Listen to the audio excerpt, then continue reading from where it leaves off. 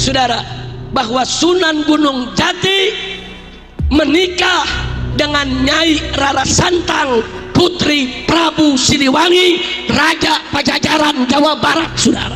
Takbir! Takbir! Assalamualaikum warahmatullahi wabarakatuh. Alhamdulillahirabbil alamin. Assalatu wassalamu ala nabiyyina Muhammadin wa ala alihi washabihi ajmain. Amma ba'du. Teman-teman yang dimuliakan oleh Allah Subhanahu wa taala, kita bertemu kembali di channel Cahaya Hidayah. Nah, teman-teman, jadi di video kali ini saya akan membagikan video yaitu tentang terkait pernyataan dari Bapak Rizik Syihab. Yang dimana Bapak Rizik Syihab itu mengatakan ya bahwa Sunan Gunung Jati ini menikahi ibunya sendiri. Kan lucu ya teman-teman, jadi Bapak Rizik Syihab ini enggak tahu tapi sok tahu. Nah, akhirnya malah seperti ini ya teman-teman ya. Nah, oke teman-teman, kita langsung saja mari kita simak yaitu videonya. Sunan Gunung Jati ini, saudara, tidak lain dan tidak bukan adalah Sultan Syarif Hidayatullah, penguasa Cirebon, saudara. Sebelum saya lanjutkan, kita mesti tahu dulu, saudara, apa hubungannya dengan masyarakat Sunda, saudara. Nah, hubungannya mari kita lihat, saudara, bahwa Sunan Gunung Jati menikah dengan Nyai Rara Santang, putri Prabu Siliwangi, Raja Pajajaran Jawa Barat, saudara. Takbir! Takbir! Berarti Sultan Hasanuddin cucu daripada Prabu Siliwangi, saudara. Makanya jangan kaget kalau Sultan Hasanuddin itu, saudara, pemuda yang gagah, berani, cerdas, dari garis bapaknya Asmat Khan. Nah, teman-teman yang dimuliakan oleh Allah Subhanahu wa taala, jadi itulah ya pernyataan dari Bapak Rizik Syihab ya, yaitu tentang terkait masalah Sunan Gunung Jati ini ya malah menikahi ibunya sendiri. Ini kan lucu ya teman-teman ya. Jadi apa yang dikatakan oleh Bapak Rizik Syihab itu tidak benar ya. Jadi itu hanya orasi. Tidak tahu ya tentang terkait sejarah yaitu Sunan Gunung Jati ini ya teman-teman. Sudah tidak tahu malah sok tahu. Kurang lebih seperti itu ya teman-teman. Jadi ini ada tanggapan yaitu dari Ustadz Suparman tentang terkait masalah yaitu perkataan dari Rizik Syihab ini ya teman-teman. Jadi Rizik Syihab ini kualat ya, kata Ustadz Suparman, gara-gara orasi di makam Maulana Hasanuddin Banten, yaitu akibat teriak-teriak dan klaim sepihak. Nah, oke teman-teman, kita langsung saja mari kita simak video yang dimana Ustadz Suparman ini mengatakan bahwasanya Bapak Rizik Syihab ini telah kualat ya teman-teman. Oke, mari kita simak videonya. Saya nonton di YouTube, Pak, Tuan Rizik Syihab ceramah di ziarah kubur Banten, di makam Waliullah Maulana Hasanuddin Banten.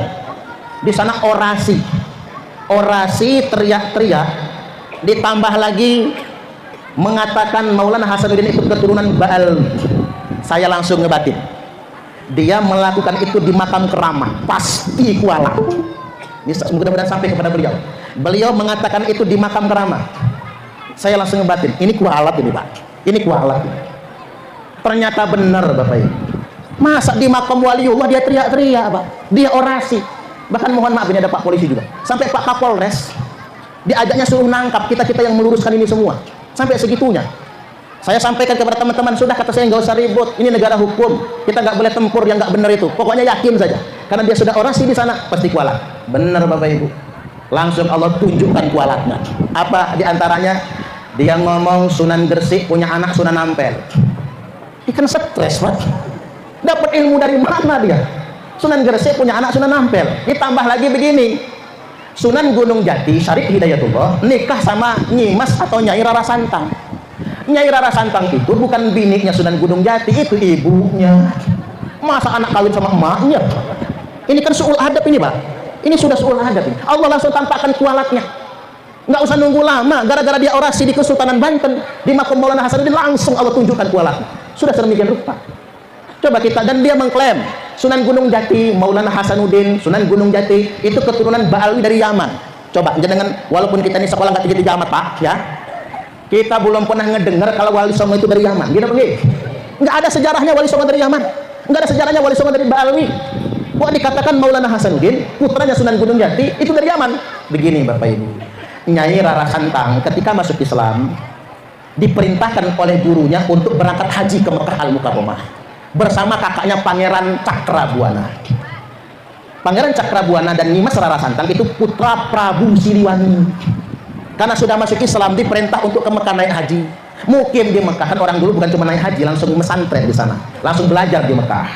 Belajar di Mekah, lalu menikah dengan Syarif Abdullah Al-Hashimi. Ini suaminya Nimas Rara Santang. Nah, Syarif Abdullah Al-Hashimi kemudian diangkat menjadi Sultan Mesir. Dia memimpin Mesir dan Palestina, lalu diberi gelar Sultan Maulana Mahmud Al-Hashimi. Nyai Rara Santang kemudian dikasih gelar Syarifah Mudaib. Jadi dari Nyai Rara Santang berubah namanya Syarifah Mudaib. Lalu menetap di Mesir. Lalu punya anak, nama anaknya Syarif Hidayatullah. Jadi bapaknya Sunan Gunung Jati itu Syarif Abdullah Al-Hashimi, Sultan Mesir. Siapa itu? Itu putune Kanjeng Nabi. Jadi yang benar-benar anak putu Kanjeng Nabi itu Wali Songo, Bapak Ibu, bukan Mbak Alwi. Maka kemudian Syarif Abdullah atau Sultan Maulana Mahmud Al-Hashimi memerintahkan Syarif Hidayatullah pulang ke Indonesia. Kalau bahasa kita begini, nah, pulang ke kampung emakmu sana, ke Indonesia. Kamu mendakwahkan Islam di sana.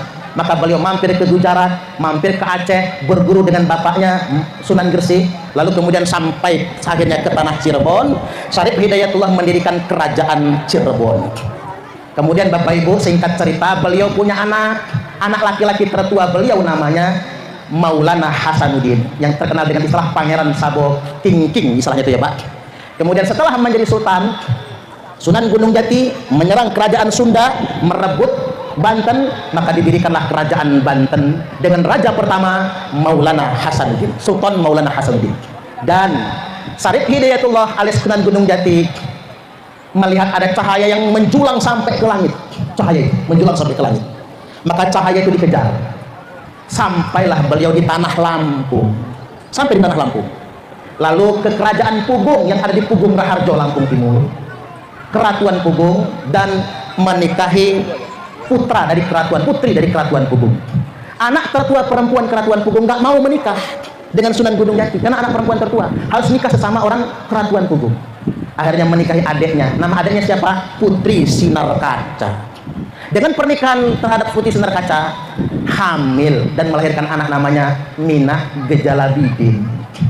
Jadi putra pertama Sunan Gunung Jati dengan keratuan Lampung, Pak, itu Minah Gejalabidin. Begitu beliau pulang ke Cirebon, cahaya tadi nggak hilang. Balik lagi setahun kemudian ke Lampung, Pak. Kata Sunan Gunung Jati kepada keratuan Pugung, cahayanya belum hilang. Saya tidak boleh menikahi adiknya Putri Sinar Kaca.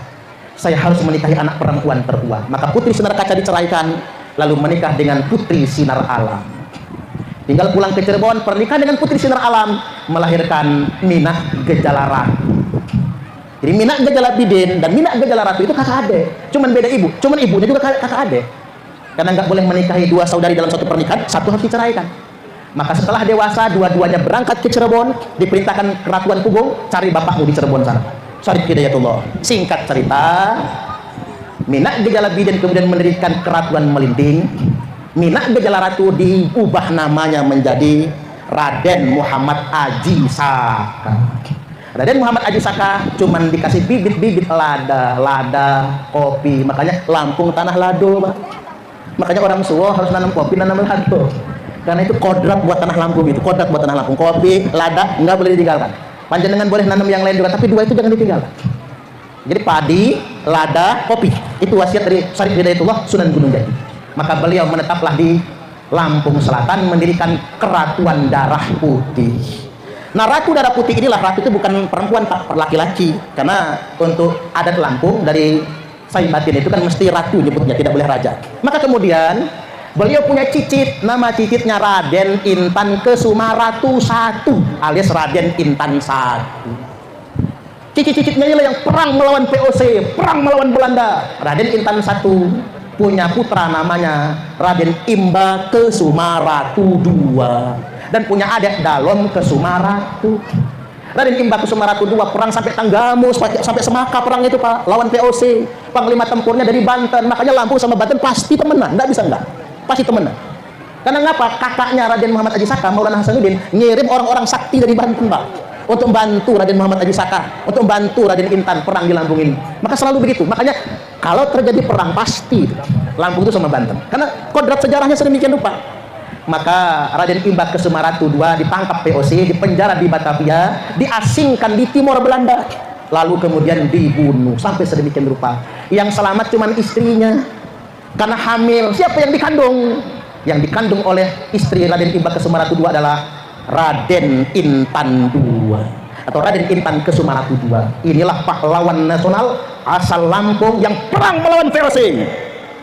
Ketika Belanda membawa orang-orang Yaman, termasuk Mufti Yaman Habib Usman bin Yahya, Nurul kita ditunduk sama Belanda.